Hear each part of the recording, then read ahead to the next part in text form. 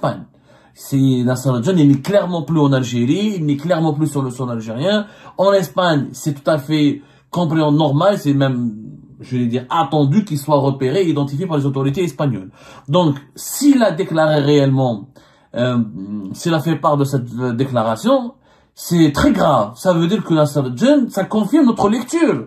Ça confirme notre lecture des événements depuis le départ, que Nasser al-Jinn n'a pas fui parce qu'il a eu peur de la prison, parce qu'il a eu peur pour sa peau, il a eu peur d'être assassiné, et que sa mort soit déguisée ou présentée comme un suicide.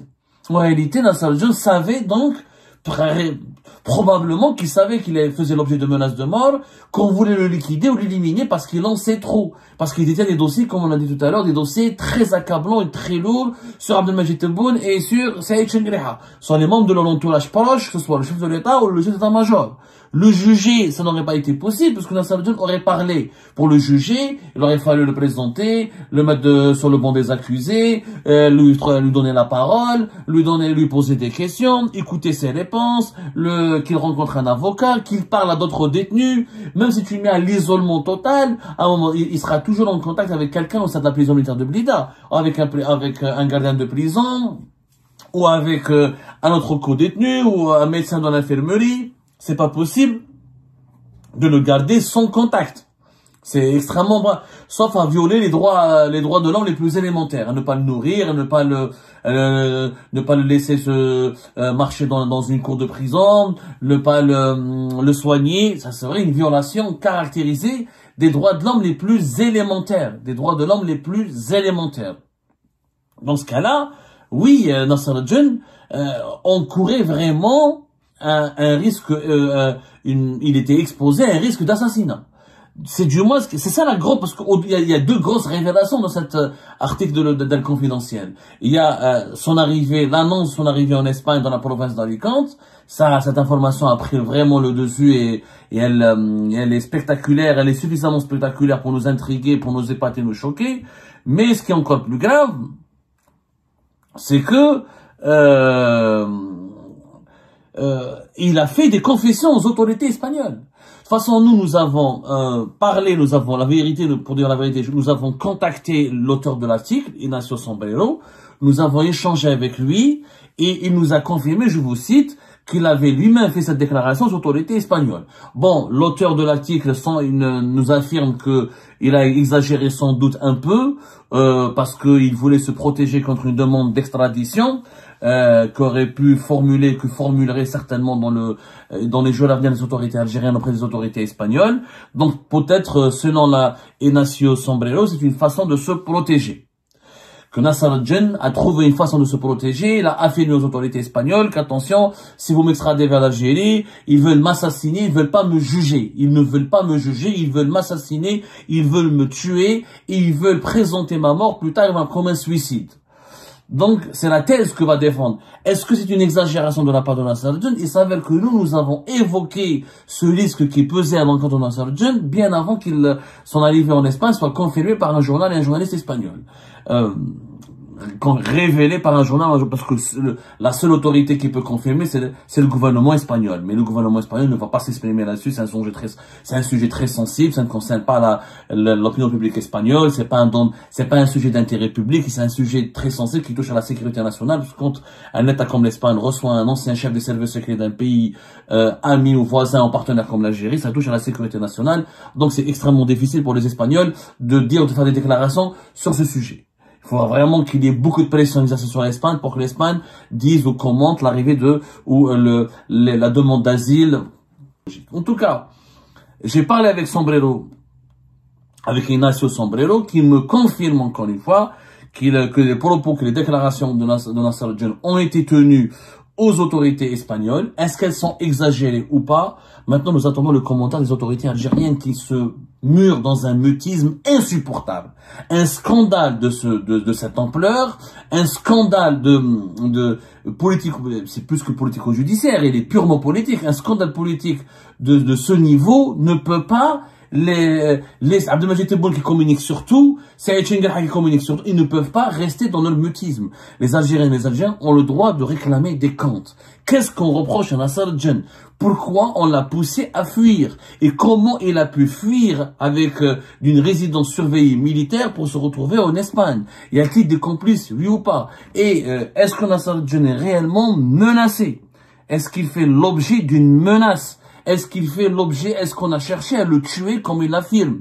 Les autorités algériennes doivent s'exprimer maintenant, elles doivent mettre les points sur les i, et on doit faire preuve de transparence. Il y a un devoir de vérité auquel les autorités algériennes ne peuvent pas s'échapper pendant longtemps encore.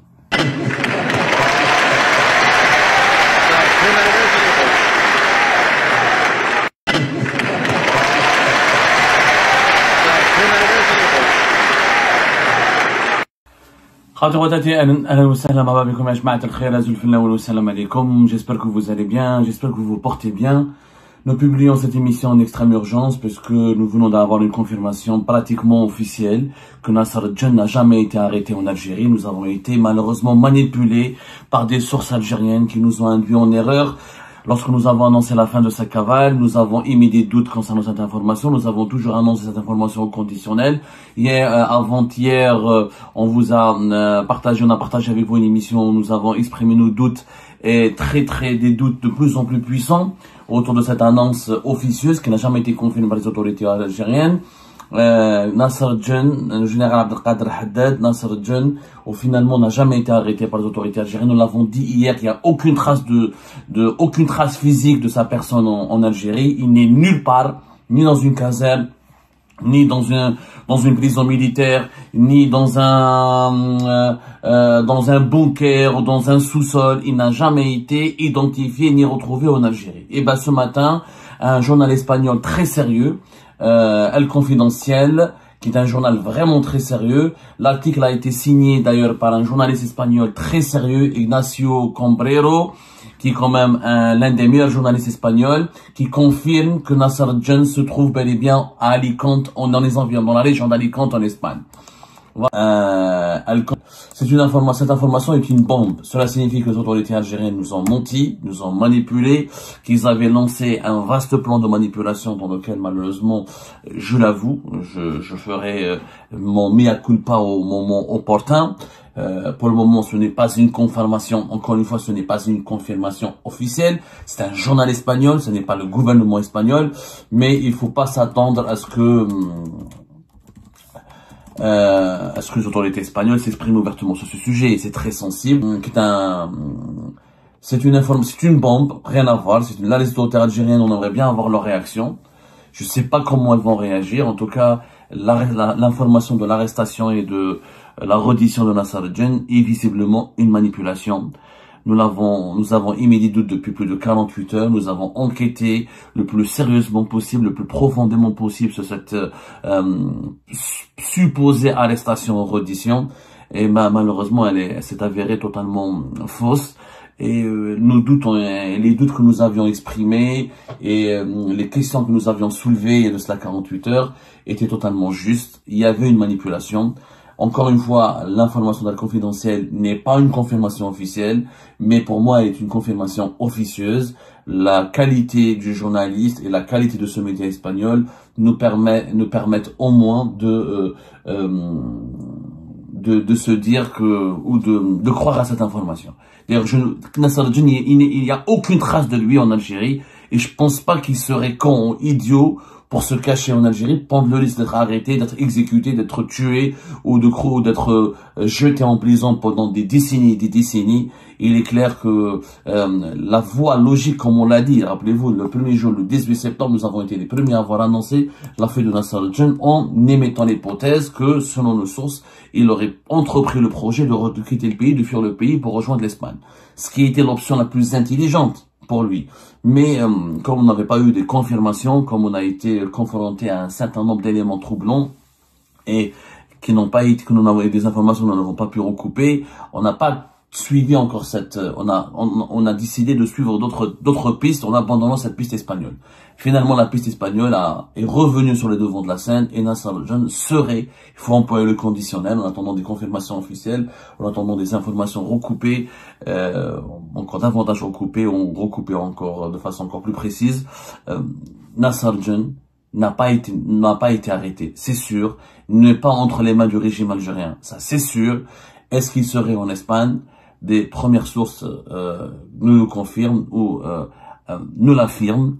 En attendant une confirmation officielle, encore une fois, c'est un feuilleton rocambolesque. L'affaire Nasser Al-Jane est pour moi la plus troublante, la plus extraordinaire, la plus extravagante affaire au dossier, la plus extraordinaire affaire de l'actualité algérienne depuis la fin de la décennie noire. Et je pense qu'elle nous promet encore d'autres rebondissements et qu'elle n'a pas encore livré tous ses secrets. نوريك الخطة نتاعي أنا.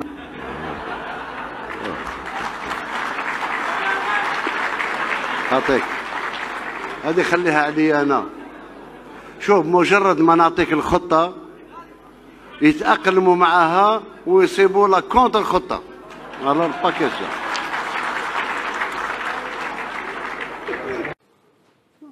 يعني من خلالكم همزة وصل بيننا وبين المواطنين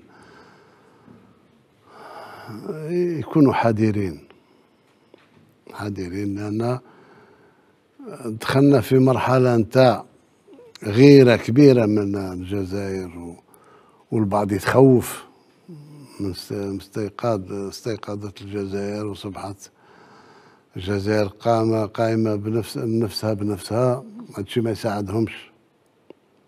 إشاعات ونتعاونوا مع بعض على خاين الدار، لأن تاع برا قال هاد سي بومدين قال منين تسبني الدولة الفلانية نرقد مهني نعرف راني في الطريق الصحيح. تاع الداخل التخريب تاع الداخل هو اللي